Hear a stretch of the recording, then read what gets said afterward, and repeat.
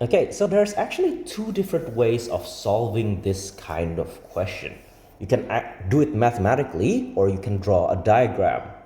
Now, because the question mentioned to draw a vector diagram, that's what we're gonna do. I'll show you how to do the calculations in a bit later. So to draw a vector diagram, the first thing we want to do is to set a scale. So let's say that 1 centimeter is 1 Newton. Okay, that's our scale. And let's pretend that I drew this correctly, 7 Newton. So let's pretend that this is 7 centimeters long, this arrow here. Okay, now one thing you should remember about vectors again is that vectors can be slid around. You can slide the vectors around as much as you want, as long as the direction and the magnitude is still the same. So that's what we're gonna do. Let's start with T2 here. Okay, let's slide this down so that again the vectors are tip to tail. Now the direction is already correct, it's 50 degrees. Okay, but we don't know how long it is. Right now it's here. We can just extend this, right? As long as the direction is correct, we can extend this as much as we want. This is why you also need a protractor. That's one of the tools that we want you to have. Okay, and then if we extend this line here, you would notice that if this side is 35 degrees, that side would also be 35 degrees. Oops, 35 degrees there. Right, so that means if we can transfer this this blue vector on the other side as well. So connect it to here. Okay, ignore that. So that's 35 degrees, that's 50 degrees. So one thing to remember is that the question stated that this whole system has to be in equilibrium, and for something to be in equilibrium, the vector has to be in a perfect cycle. It needs to start and end in the same place. So if you start here, we follow the vectors, it ends in the same place. So now we know that it is a perfect cycle.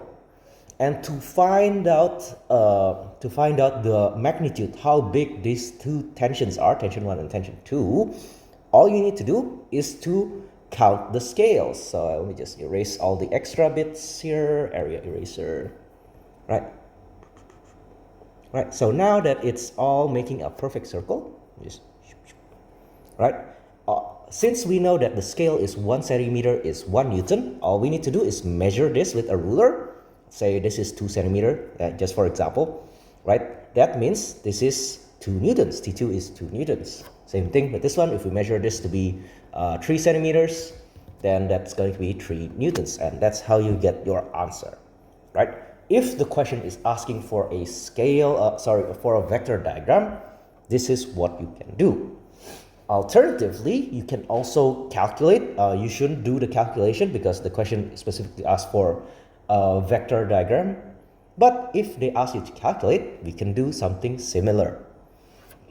Okay, so what we can do is we can break up T1 and T2 into its horizontal and vertical components. Again, this is in equilibrium. So if we break this up into the vertical and horizontal, same thing with this one, vertical and horizontal. The horizontal part here would be T2 sine 50. And the horizontal component of this one would be T1 sine 35. Okay? Now, because there are no other horizontal forces, and this is in equilibrium, then we know that T1 sine 35 should be equal to T2 sine 50. Oops, sorry, sine 50. Let's go back to stroke eraser. Okay, so that's my horizontal part, horizontal. And this is equation 1. Now we can also do the vertical part. So vertical is going to give me, they're both pointing in the same direction. So we know if that one is the sine, that one has to be the cos.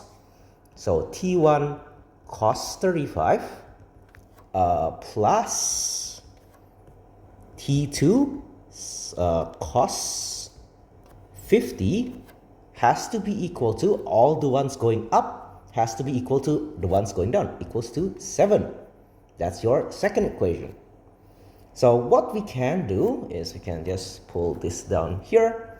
So T1 is equal to T2 sine 50 divided by sine 35. And we can just put this whole thing into there.